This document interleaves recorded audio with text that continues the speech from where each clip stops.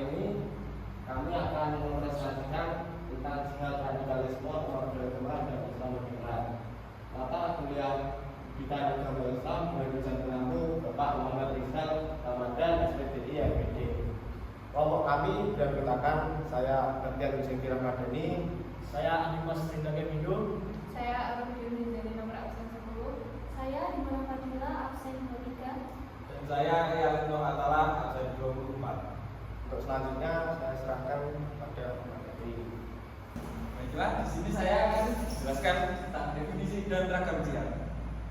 Jihad berasal dari bahasa Arab yang merupakan bentuk padat dari fi'il jihad itu mujahatan wa jihatan, yang artinya mencurahkan segala kemampuan dalam menghadapi kesulitan. Lafaz jihad jika dirangkai dengan lafaz fisabilillah maka mempunyai arti berjuang, berjihad, berperang di jalan Allah. Secara tasdimologis, Al-Qurtubi mengatakan bahwa jihad sebagai semua usaha untuk menjalankan apa yang diperintahkan Allah dan menolak segala godaan dan ajakan untuk berbuat zalim dan kufur. Dan Al-Raghib Al-Asfahani mengatakan bahwa jihad adalah bersungguh-sungguh dan mengerahkan seluruh kemampuan dalam melawan musuh dengan tangan, tulisan, atau apa saja yang ia mampu. Jihad diambil dari kata jihad yang berarti sungguh, penting, dan sukar.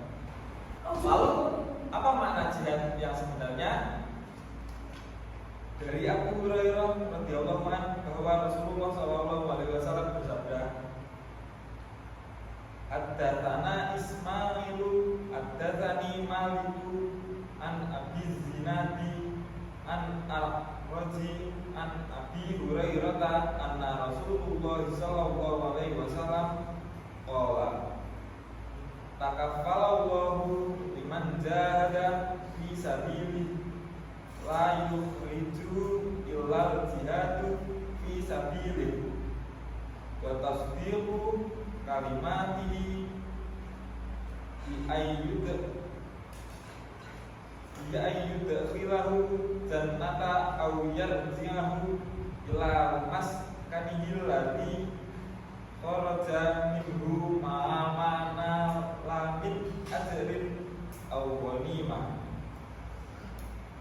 Yang artinya dari Abu Hurairah radhiyallahu anhu bahwa Rasulullah SAW bersabda, Allah menjamin bagi siapapun yang mau berjihad di jalannya, yang mana tidaklah ia berangkat selain benar-benar untuk berjihad di jalannya dan membenarkan kalimatnya. Niscaya Allah akan memasukkan ke dalam surga atau Allah akan membalikan ke tempat tinggalnya yang ia tinggal serta membawa yang ia peroleh berupa pahala dan ghanimah. Hadis riwayat Bukhari. Nah, dari hadis di atas bisa kita tarik kesimpulan bahwa jihad yang sebenarnya adalah jihad yang semata-mata niatnya karena Allah Ta'ala, dan tujuan utamanya adalah untuk menegakkan agama Islam. Selanjutnya materi diteruskan oleh rekan saya. Oke, di sini saya akan menjelaskan tentang definisi dan ragam jihad menurut Quraish Shihab.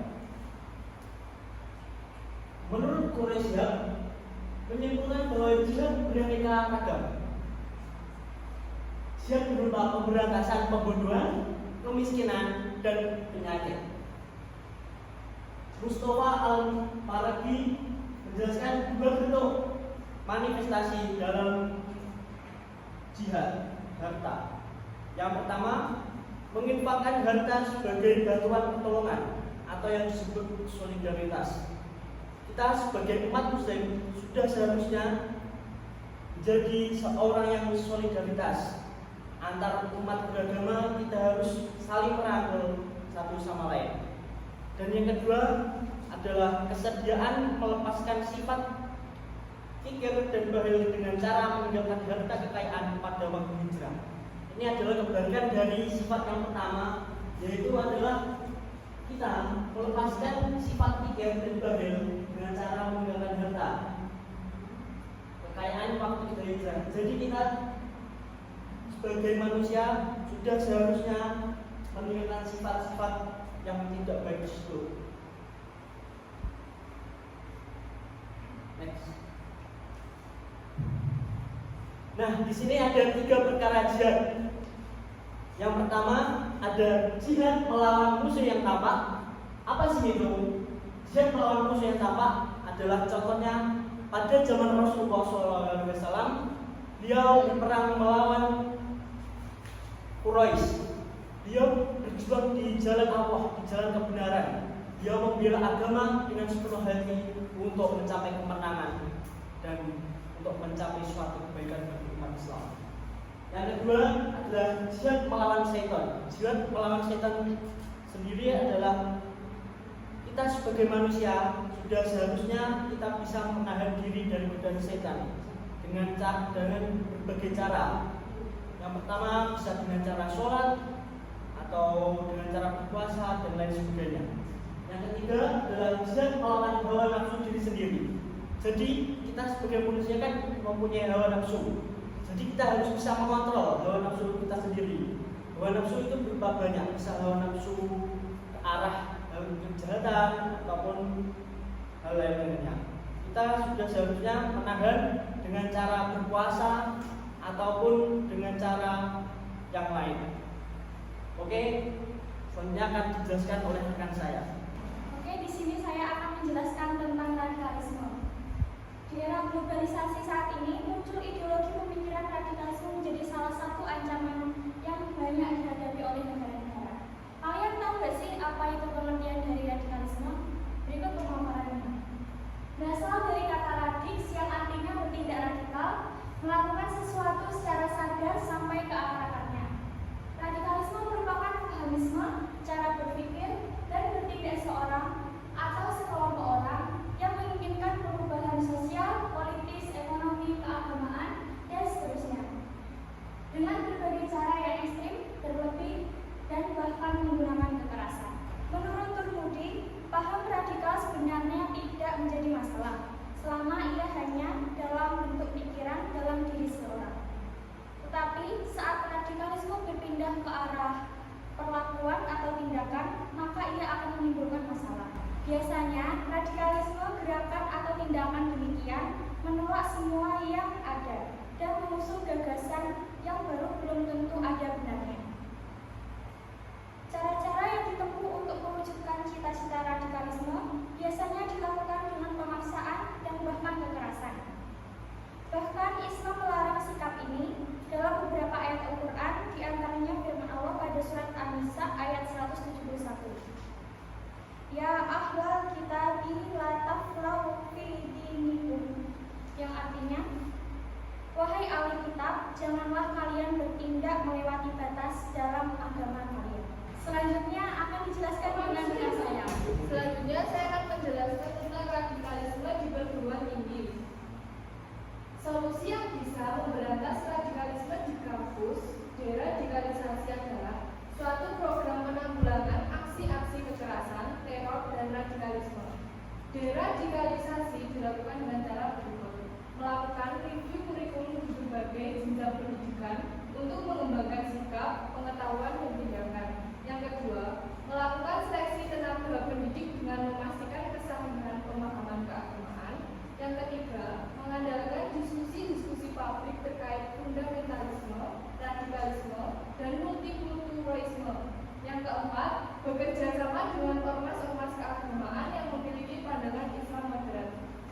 Meskipun tidak ada hadis yang secara spesifik membahas radikalisme di perguruan tinggi, banyak hadis yang membicarakan tentang pentingnya menjaga moderasi, kedamaian, dan menjauhi sikap ekstrim dalam berbagai aspek kehidupan, termasuk dalam hal agama dan pengetahuan.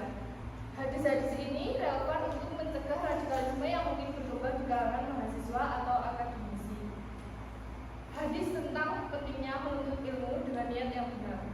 Rasulullah bersabda, "Man talabal ilma mimma yubtagha bihi wajhullahi azza wa jalla yasluhu illa liyusiba bihi aradan minar dunya lam yajid arfa jannati yaumal qiyamah."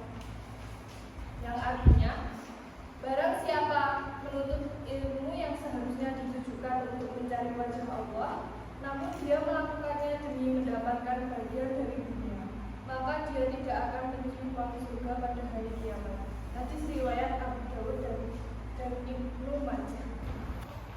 Selanjutnya Islam moderat. Islam sendiri adalah agama yang universal. Yang dimaksud universal adalah agama yang dihubungkan seluruh umat beragama. Di Indonesia sendiri, radikalisme antar umat beragama masih banyak terjadi. Maka dari itu, banyak dibutuhkan jalan tengah, yaitu moderasi beragama. Moderasi beragama sendiri adalah cara pandang kita terhadap beragama itu sendiri. Islam moderat adalah Islam yang humanis, yang dapat mengalami semua dari berbagai lapisan sosial, baik etnis maupun agama. Islam moderat atau moderasi dapat diartikan tidak terjerumus atau menyeru pada dakwah Islam yang toleran.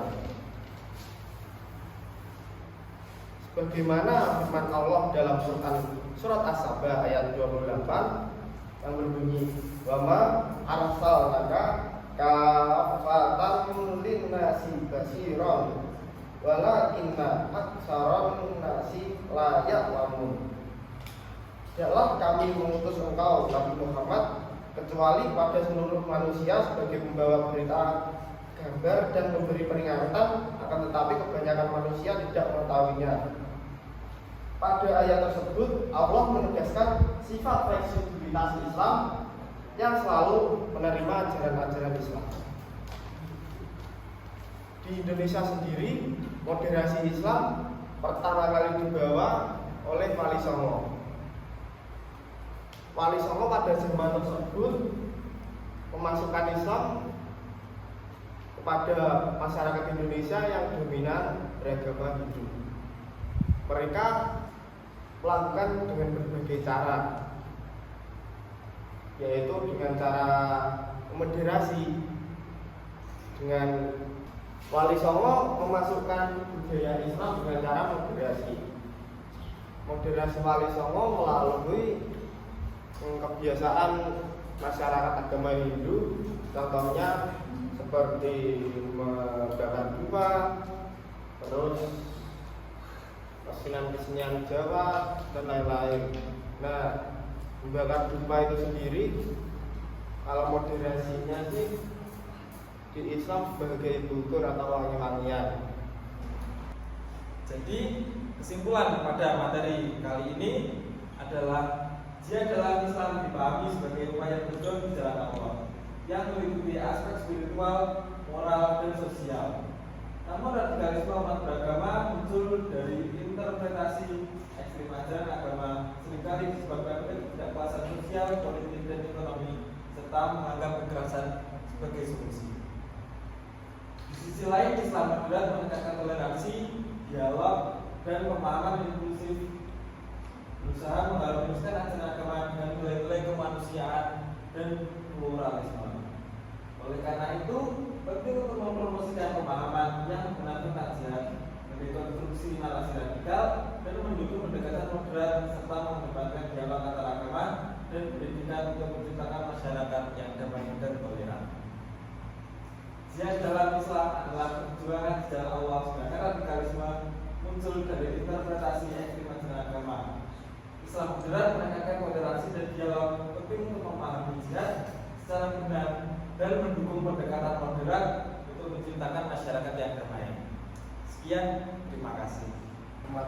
Kan pemaparan materi dari kelompok kami